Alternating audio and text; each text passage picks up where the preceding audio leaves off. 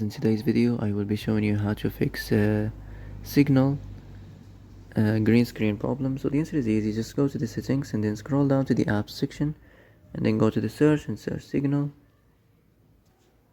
and then go to the storage, and here you will find this clear cache option. Click on it.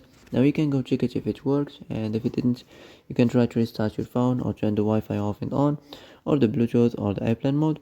Also you can try to clear data, but be careful. If you clear data, all these applications data will be deleted. This includes all files, the settings, the accounts, the databases, etc. So be careful if you want to clear your data.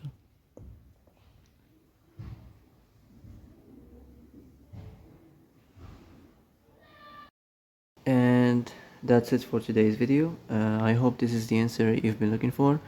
If you like this video, don't forget to like and subscribe, and see you in the next video. Thanks for watching.